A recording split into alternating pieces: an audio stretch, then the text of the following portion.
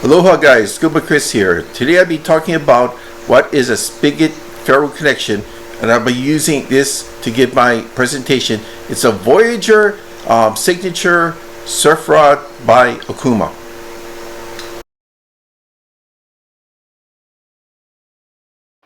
Okay, what is a Spigot Ferrule connection? It's using an internal ferrule, usually consisting of a solid rod of fiberglass or carbon that's glued in. The exposed fiberglass carbon rod is called the Spigot Ferrule and is manually friction inserted into the middle or end section. The multiple sections are then combined to form a one-piece fishing rod. Now you see this gap here? That there should always be a gap there. If there's no gap, that means you had just jammed it in there and you'd be lucky to get it back out. If you ever jam it in there, the only way you can get it out is put one section with an ice bag on it, and hopefully the difference in the temperatures will allow one end to shrink and so you can pull it out. Okay, but you see that there always should be a gap section. Should never force it in. Now this gap section, this is fairly large here. That's about a ½ inch. Normally on this, because this is a surf rod, this is a 10-foot surf rod. But most rods will be like about an 1/8 of an inch to a 1/4 of an inch gap section. The reason you want that is because during the flexing, I mean this is going to be flexing. So according to the flexing, if this was each part here was touching each other and you have flexing, it'd be cracking along the edges. But you want at least a minimum of 1/8 of an inch on the smaller ones to about maybe a 1/4 of an inch to the medium rods. This is a larger rod. Now, both sides of this should have reinforcement. So as you can see here, this one has very thick reinforcement here, and this one has that too, because there's a carbon, see right above it, there's a carbon wrap. You can see it and actually feel it. It is very textured. You can feel that carbon wrap. Or on some of the lighter, like say fly rods, you're going to have your guides above that over here, and that will help reinforce it. If you don't have that, it can crack there. This rod over here, the spigot itself, it's usually fiberglass. Like fly rods are usually fiberglass. It can also be pure carbon. What is good about it is the length. You want a lot of that length to be into the other rod to give it rigidity and strength.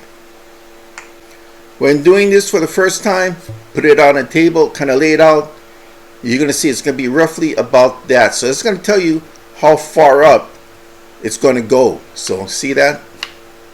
So give you an idea on how far you should put some pressure on this. It should be wrist tight, like it is right now, wrist tight.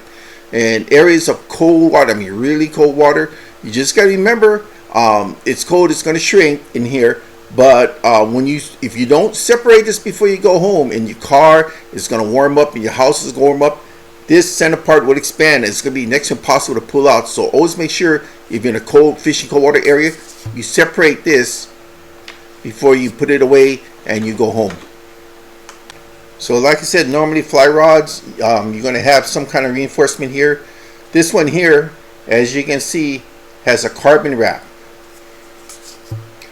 And on this side here, it's just very, very thick. That's what it is. Because sometimes the ferrule is reversed, and you got the ferrule going into the, this here, the spigot ferrule will be with this piece going into the thinner piece. But this one is reverse to that. Now just remember, as long as there's something like a thick area here or reinforced area here, you're fine.